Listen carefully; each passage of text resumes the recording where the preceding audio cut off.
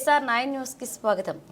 ఎన్టీఆర్ జిల్లా జగ్గైపేట పట్టణంలో వైఎస్ఆర్సీపీ జగ్గైపేట నియోజకవర్గ సమన్వయకర్త తన్నీరు నాగేశ్వరరావు స్వగృహం వద్ద ఉమ్మడి గుంటూరు, కృష్ణా జిల్లాల పట్టభద్రుల ఎన్నికల అవగాహన సమావేశంలో మీడియాతో మాట్లాడుతూ వైఎస్ఆర్ కాంగ్రెస్ పార్టీ ఎమ్మెల్సీ అభ్యర్థి పూనూరు గౌతమ్ రెడ్డి జగ్గైపేట నియోజకవర్గ సమన్వయకర్త తన్నీరు నాగేశ్వరరావు.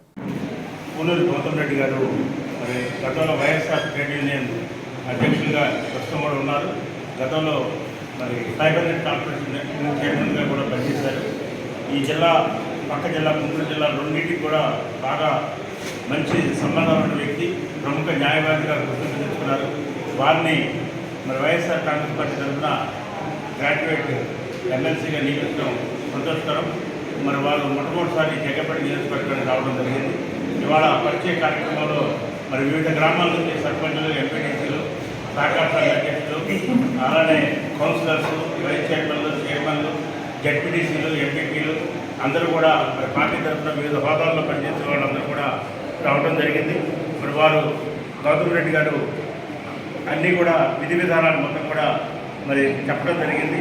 ఈ నెలాఖరు వరకు కూడా ఉన్న సమయాన్ని వినియోగించుకొని అన్ని గ్రామాల్లో కూడా 2021కి ముందు డిగ్రీ పూర్తి చేసిన వాళ్ళందరూ కూడా ఓటర్స్గా ఎన్రోల్ చేయించమని చెప్పడం జరిగింది. వారు చెప్పినవన్నీ కూడా అన్నీ కూడా తూచా తప్పకుండా పాటిస్తూ ఈ నియోజకవర్గంలో వైఎస్ఆర్ కాంగ్రెస్ పార్టీ తరఫున సానుభూతి పనులందరూ కూడా కనీసం 5,000 మందిని ఓటర్స్గా నమోదు చేయించాలని చెప్పి టార్గెట్గా వారు చెప్పడం జరిగింది. వారి ఆదేశాల ప్రకారం 70 గ్రామాల్లో 31 వార్డుల్లో, జగ్గైపేటలో 31 వార్డులు ఉన్నాయి. అన్నింటిలో కూడా అందరినీ సమీకరించి అందరినీ కూడా ఓటర్స్గా నమోదు చేయించడమే కాకుండా మార్చిలో జరిగే ఎన్నికల్లో వైఎస్ఆర్ కాంగ్రెస్ పార్టీ బలపరిచిన అభ్యర్థిని గెలిపించే వరకు కూడా జగ్గైపేట నియోజకవర్గం తరఫున అందరూ కూడా కృషి చేస్తామని చెప్పి తెలియజేసుకుంటూ 2-3 రోజుల క్రితమే నన్ను నియోజకవర్గ సమన్వయకర్తగా జగన్మోహన్ రెడ్డి గారు నియమించడం జరిగింది.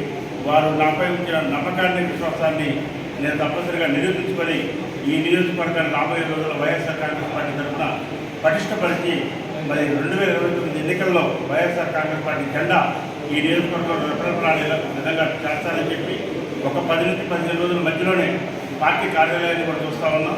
త్వరలోనే ఒక పెద్ద ఎత్తున సమావేశాన్ని ఏర్పాటు చేసి ఆ రోజున ఈ పార్టీ కార్యాలయాన్ని కూడా ఏర్పాటు చేసి ప్రారంభించి ఈ నియోజకవర్గ ప్రజానికానికి కానీ వైఎస్ఆర్ కాంగ్రెస్ పార్టీ శ్రేణులకు కానీ అందుబాటులో ఉంటారని, నియోజకవర్గంలో ఎవరు కూడా నిరుత్సాహంగా ఉండాల్సిన అవసరం లేదు.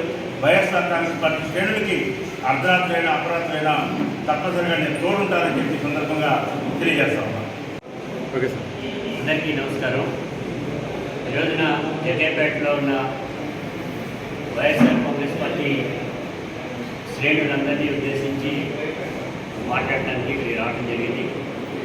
జగన్మోహన్ రెడ్డి గారు ఈ మధ్యకాలంలో జరిగినటువంటి సంఘటనలు బేస్ చేసుకుని జగ్గైపేటకి నాగేశ్వరరావు గారిని సమన్వయకర్తగా నియమించడం జరిగింది. నిబద్ధత కలిగినటువంటి నాయకుడిగా, కేడీసీసీ బ్యాంకు మాజీ చైర్మన్గా ఆయన్ని ఎన్నిక చేయటం ఈ ప్రాంత ప్రజానీకానికి, ముఖ్యంగా వైఎస్ఆర్ కాంగ్రెస్ పార్టీ కుటుంబ సభ్యులందరికీ కూడా ఆనందం, హర్షం వ్యక్తపరచడం అనేది జరిగింది. దానిలో భాగంగానే ఈ 3 నెలల అనంతరం, అంటే 4 నెలల తర్వాత జరిగినటువంటి ఈ సమావేశంలో ముఖ్య నాయకులందరూ కూడా ఇక్కడ పాల్గొనడం అనేటువంటి జరిగింది. పాల్గొనేటువంటి వాళ్ళ ఉత్సాహం కనబడుతూ ఉంది, కసి కోపం కూడా కనబడుతూ ఉంది. ఈ ప్రభుత్వం, కొత్త ప్రభుత్వం అవలంలో ప్రజలు ఎన్నడూ కూడా చూడనటువంటి ఇబ్బందులన్నీ కూడా చూడటం అనేది చేస్తాను. ఒక్క పెన్షన్ ఇచ్చినటువంటి దాఖలాలు తప్ప వారు ఇచ్చినటువంటి ఏ రకమైనటువంటి హామీను కూడా అమలు చేయకపోగా వాడు ఇచ్చేటువంటి దానికి సంబంధించి ఎప్పుడు ఇస్తారో తెలియదు, ఎప్పుడు ప్రజానిగా అందుతారో తెలియదు. ఆ ఇచ్చేటువంటి కూడా సంపదని సృష్టించి ఇస్తామన్నారు.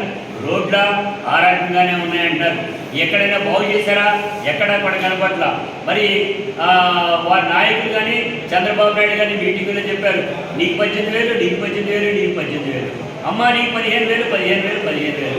ఈ 15,000 ఏమైంది, 18,000 ఏమైంది, ఎప్పుడు ఇస్తారు, ఏ రకంగా ఇస్తారు? గ్యాస్ సిలిండర్ ఏమైంది, లేదంటే ఉచిత బస్సు ఏమైంది, సూపర్ ఏమైంది, 6 ఏమైంది, ఏమీ కూడా కనపడేటువంటి పద్ధతిలో మీరు మాట్లాడేటువంటిది సంపద సృష్టించి ఇచ్చేటువంటి పద్ధతి. రెండో పక్కన నిరుద్యోగులందరినీ కూడా ఇక్కడ లేకుండా చేస్తామనేటువంటి చెప్పడం జరిగింది. 20 లక్షల ఉద్యోగాలు డైరెక్ట్గా 5 సంవత్సరాలు ఇస్తామన్నారు. మరి ఫస్ట్ సంవత్సరంలోనే మొట్టమొదటికి ఇవ్వాలంటే ఒక 15,000 ఉద్యోగాలు ఇచ్చి అసలు మెగా డిఎస్సి పెట్టేసామనేటువంటి మాట మాట్లాడుతున్నారు. 20 లక్షల ఉద్యోగాల్లో ఈ 15,000 ఇస్తే ఏ రకంగా సరిపోతుంది? ఎక్కడ నిరుద్యోగులందరూ కూడా ఆహాకారాన్ని పెడతా ఉన్నారు అనేటువంటి కనబడతా ఉంది.